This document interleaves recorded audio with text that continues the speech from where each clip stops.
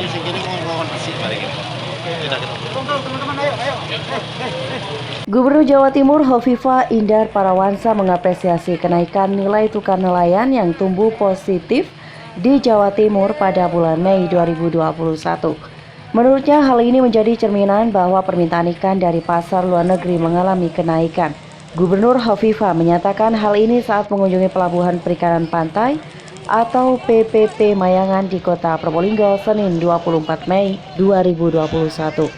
Menurut Gubernur Hovifah, PPP Mayangan Kota Probolinggo yang dikelola Pemprov Jawa Timur dapat bersinergi dengan tempat pelelangan ikan atau TPI Probolinggo, terutama agar ada maksimalisasi dalam program ini. Hovifah mengatakan 5 tahun lalu di PPP Mayangan, nelayan mengalami kesulitan dalam proses pencarian ikan, sebab terjadi pendangkalan di pelabuhan setempat. Namun kondisinya sudah berubah sejak 2 tahun lalu. Supaya kapal dapat merapat perlu dilakukan 3 program maksimalisasi, yaitu breakwater, akses kelistrikan, dan perbaikan fasilitas pelabuhan. Gubernur menambahkan pemerintah harus menyisir lebih detail sektor dan item apa saja yang akan meningkatkan perekonomian. Contohnya di bidang pertanian, produksi padi dan jagung mengalami kenaikan. Ia berharap ini dapat menyejahterakan masyarakat di Jawa Timur. Selain itu, Gubernur Hovifah menyatakan bahwa sektor perekonomian di Jawa Timur tumbuh stabil meski terdampak pandemi COVID-19. Dari dilakukan nelayan yang cukup positif pada kunjungan Pak Presiden tanggal 6 yang lalu, ini memberikan referensi bahwa ekspor ikan pada dasarnya permintaan pasar luar negeri cukup tinggi. Nah, oleh karena itu, ini salah satu UPT Dinas Pengelola Pemprov Jawa Timur yang bersinergi dengan TPI dari Kota Probolinggo.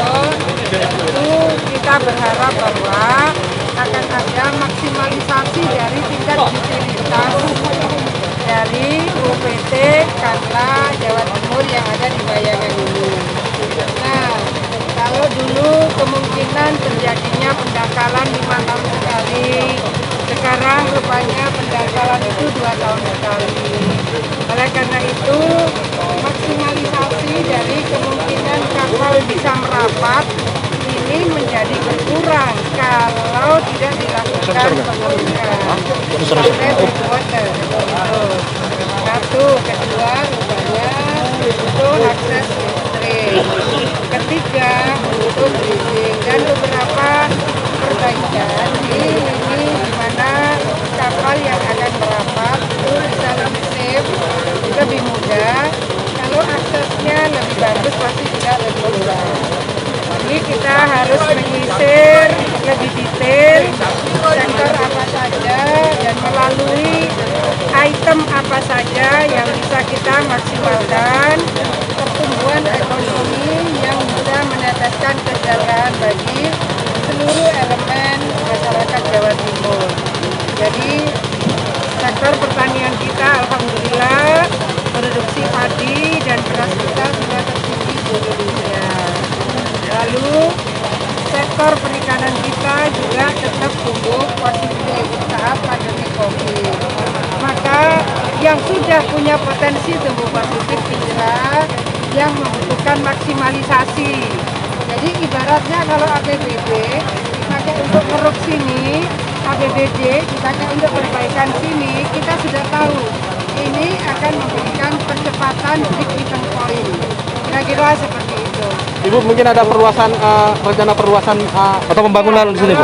Tadi ada rencana, jadi sampai sebelum breakwater mungkin ya Pak ya, kita ada perluasan sama dengan kemarin yang ada di UPT Pelabuhan Pengumpan di Paciran. Ini juga kita ada perluasan karena di sana justru pada saat pandemi COVID kemarin itu kargo kita mengalami peningkatan 400%, sehingga PAD dari UPT Pelabuhan Pengumpan di Paciran itu PAD-nya juga naik 400%. Jadi harapan kita kalau kita sudah tahu bahwa ini kan ada kapal yang harus ngantri. Nah, makin tidak ngantri makin bagus. Oleh karena itu itu perluasan menjadi penting, termasuk di dalamnya adalah ketika air surut lalu terjadi pendangkalan, kapal itu tidak bisa merapat. Itu. Kapan dari Satu sini? lagi, orang aku ini baru kesini. Ini juga kalau seperti ini teman-teman, tadi saya tanya ini kalau hujan gimana? Oh kita break Bu, berhenti dulu. Jadi ini yang harus di-exercise seperti di Mumrodol. Bagaimana ini juga tahan terhadap angin gending ya Pak Wali. Nah ini harus ada tempat yang kira-kira bisa lebih memberikan kekuatan dan ketahanan jikalau pas angin yang kekuatan besar itu sampai sini. Sementara pengurus CV Nagoya Yuni Hernawati mengatakan, proses pencarian ikan di Laut Merauke, Provinsi Papua membutuhkan waktu 4 bulan. Hasilnya bisa mencapai 40 ton ikan ketika sampai di PPP. Tetapi menurutnya proses penjualan ikan masih di sektor lokal atau belum menyentuh ke sektor luar negeri. Bongkar muatnya di sini aman ya, fasilitas lengkap, terus itu aman itu, kita nggak ada istilahnya orang-orang sembarang masuk minta ikan juga enggak. Gitu. Kalau sebelumnya di mana bongkar muatnya? Di sini memang. Kalau Dari awal? iya memang di sini. Tapi lebih bersih saat ini ya Bu, daripada dulu. Dari dulu sudah bersih, cuma ini lebih meningkat lagi dengan di fasilitas keamanan ya. Ini diekspor atau di Lokal. Lokal ya. Lokal. Untuk diolah lagi tuh Bu?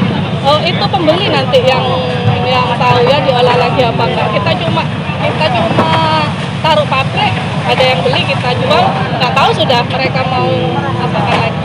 Biasanya penjual di mana? Penjual sekitar sini aja, orang-orang sini, pengusaha sini. Dikirim kemana? Oh itu kurang tahu kita, kalau sudah pokoknya beli dari kita mau kemana kita tidak tahu. Tapi ada jadwal untuk ikan ekspor ya? Kita masih belum.